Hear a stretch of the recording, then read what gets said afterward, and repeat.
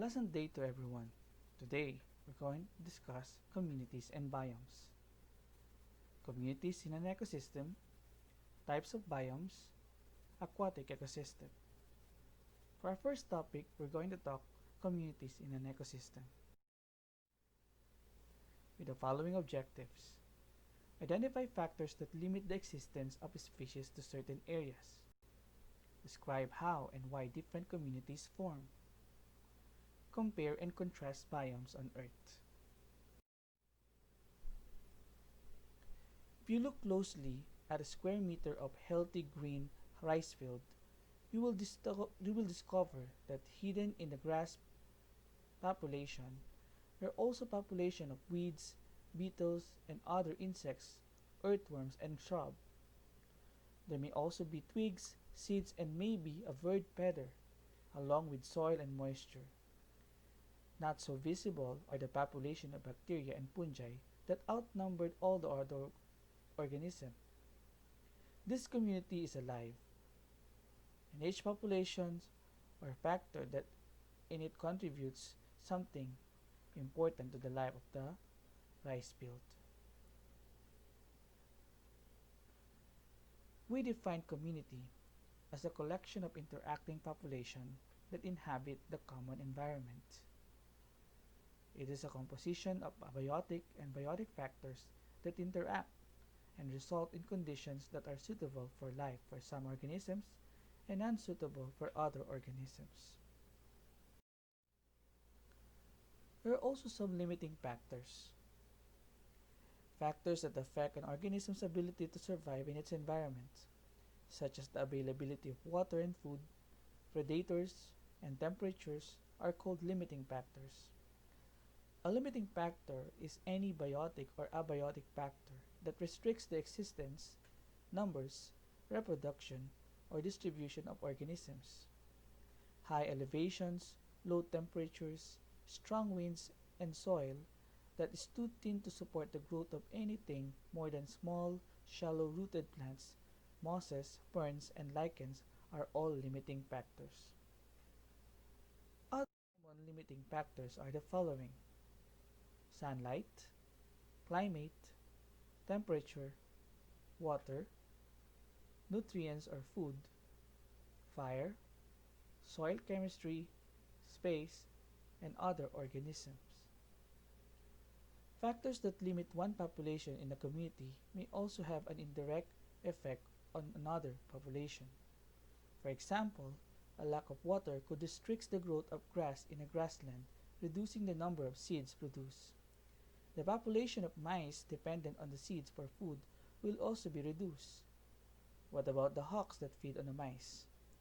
Their numbers also may be reduced as a result of a decrease in their food. We can talk also about ranges of tolerance.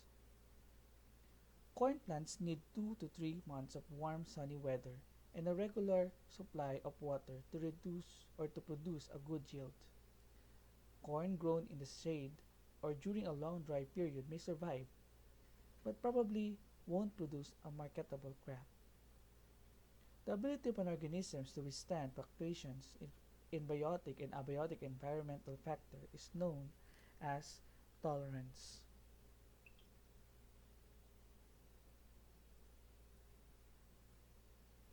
The limits of an organism's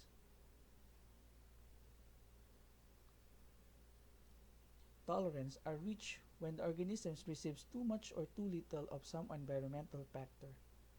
Populations respond by becoming smaller as conditions move toward either extreme of the availability of resources. Succession changes over time.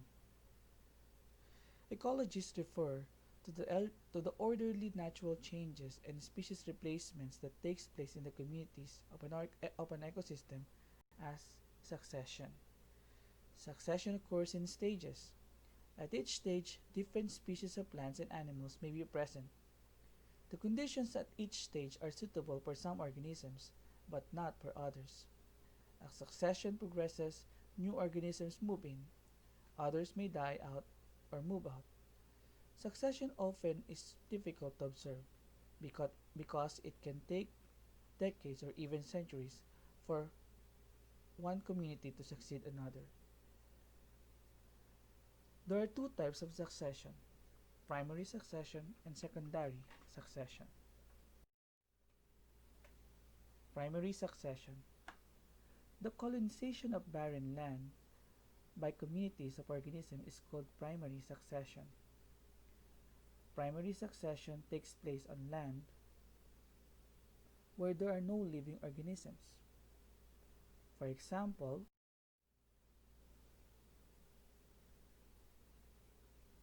the incidents of eruption of Mount Pinatubo in June 15, 1991.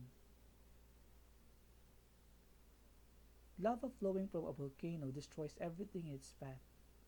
When it cools, new barren land has formed. The first species to take hold in an area like this are called pioneer species. An example of a pioneer species: lichens and moss.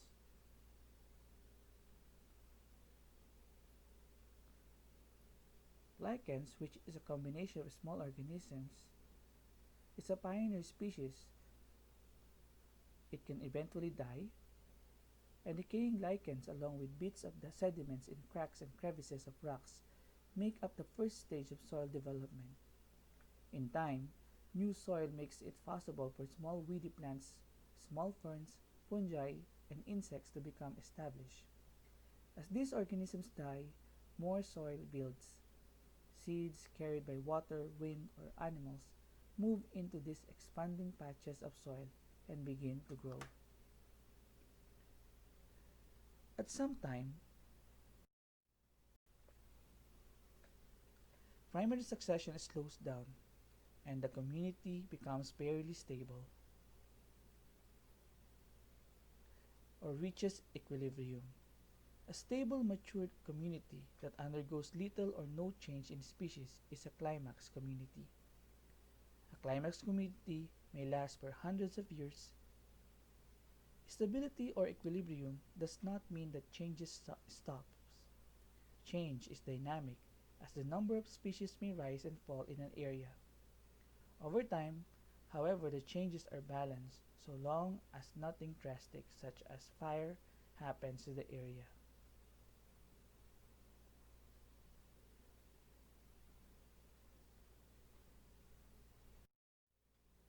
Secondary succession.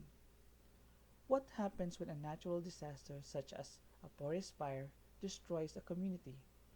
What happens when a field isn't replanted or when a building is demolished in a city and nothing is built on the site?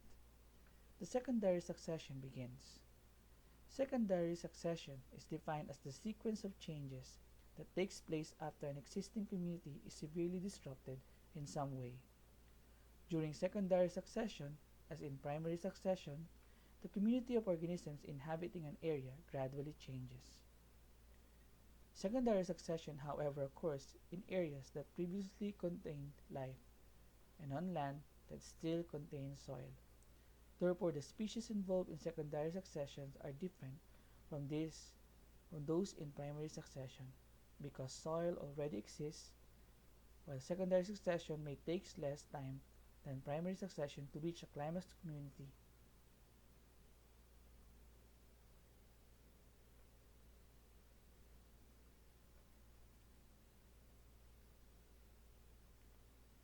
Today, this is the mount or the crater of Mount Pinatubo.